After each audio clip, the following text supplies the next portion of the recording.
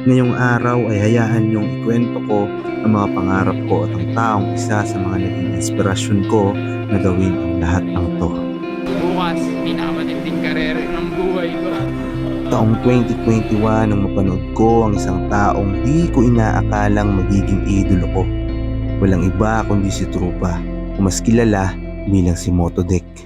May tambayan lang sa gilid sa ilalim ng tulay.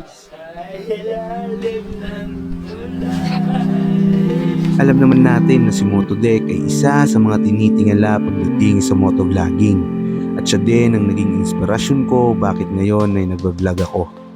Simula nung mapanood ko ang mga videos ni Motodek ay na-inspira at nangarap ako. Nagsimula mag-vlog na kahit hindi alam kung magiging matagumpay sa larangang pinili ko, sinabi ko sa sarili ko na balang araw ay magiging kagaya din ako ng iniidolo ko. Kahit suntok sa buwan man tong pangarap ko, basta itutuloy ko. Ako pala si Long Black Moto, o Roji sa totoong buhay. At ito, ang pangarap ko.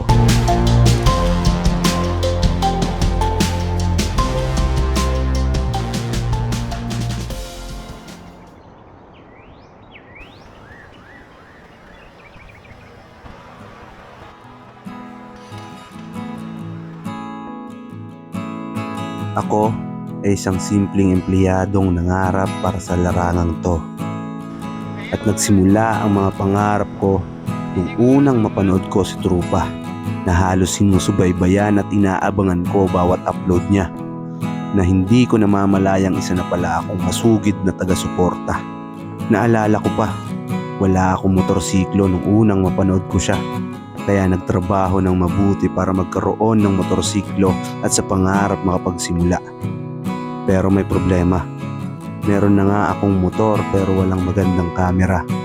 Dumagdag pa na ang cellphone ko ay luma na. Malabo ang kamera at medyo pasira na. Lumipas ang ilang araw at buwan, nagkaroon ako ng bagong cellphone na pwedeng magamit at medyo maganda ang kamera. At nagsimula akong mag-vlog gamit ang cellphone na daladala. Gumawa ng content, mag-rides at marami pang iba. Kahit walang nanunood, sumusuporta, tinuloy-tuloy ko lang kasi nga ito yung pangarap kong karera. Hanggang yung dating cellphone lang ay napalitan ng isang camera na kahit segunda mano at sobrang luma kung kukumpara sa iba, alam kong pwede pa para sa kagaya kong nag-uumpisa.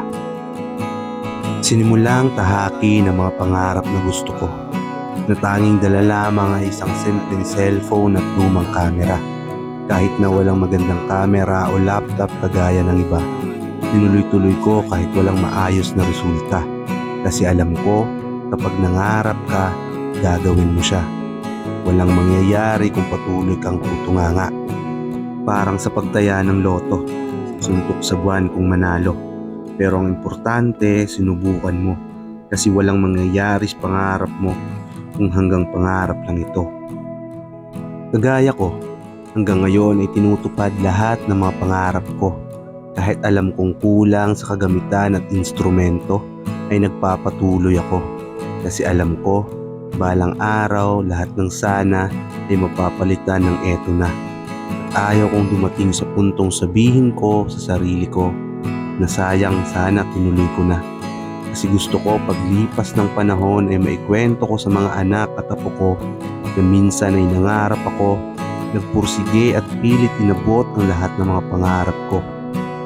Alam ko na malayo pa ako sa pangarap na gusto ko, pero pinapangako ko na pagsusumikapan at pagsisipagan ko para sa susunod na mga ilalabas ko ay maraming mainspira at mangarap kagaya ko.